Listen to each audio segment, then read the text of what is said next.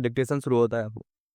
बहुत पहले एक शहर था जहाँ एक डरावनी गुफा थी जिसके पास रात के समय रास्ता भूलकर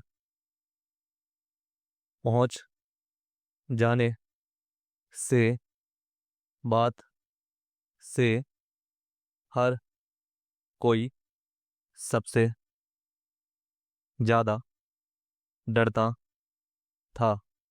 वहाँ से कोई कभी वापस नहीं लौटा था और जब भी कोई भटक कर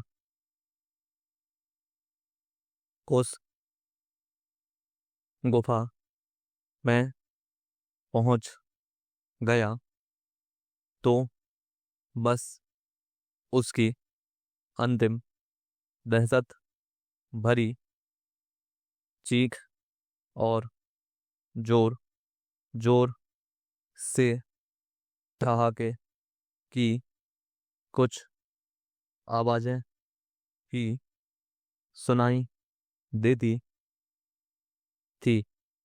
शहरवासियों को हमेशा यह आतंक सताता रहता था कि एक दिन राक्षस गुफा से बाहर निकल आएगा। इसलिए वे गुफा के द्वार पर नियमित रूप से उपहार और भोजन रख आते थे और ये सभी जल्दी ही वहाँ से गायब हो जाया करती थी। एक दिन एक युवक शहर शहर आया और जब उसने उस गुफा के बारे में सुना तो उसे यह बहुत गलत लगा। इसलिए उसने गुफा में घुसने और राक्षस का सामना करने का फैसला किया। युवक ने लोगों से कुछ मदद मांगी लेकिन हर कोई इतना डरा हुआ था कि कोई उसके साथ गुफा के द्वार तक नहीं गया। वह मसाल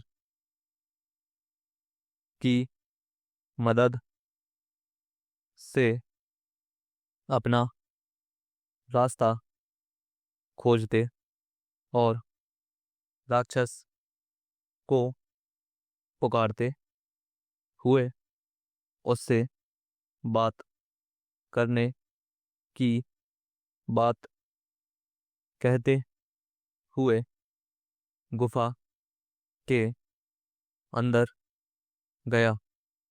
पहले राक्षस खूब दूर तक ठहाके लगाता रहा और युवक उसकी आवाज़ की दिशा में चाहता रहा, लेकिन फिर राक्षस को चुप हो गया और युवक अब बिना किसी दिशा संकेत के आगे की ओर चलता रहा।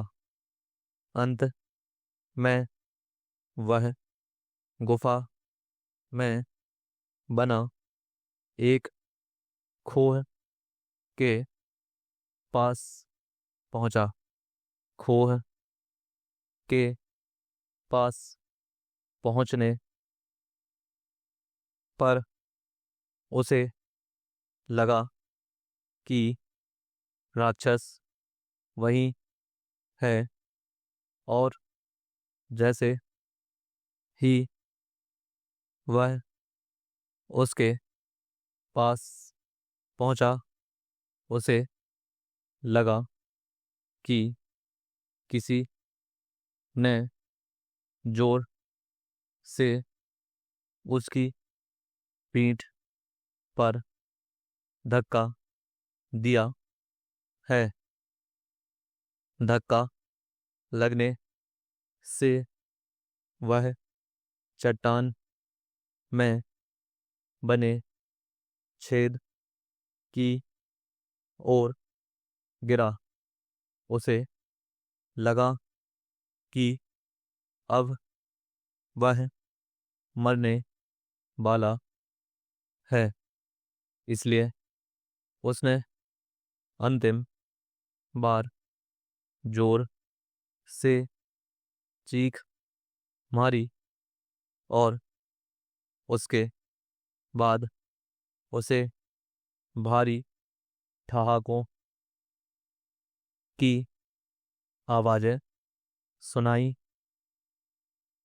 दी।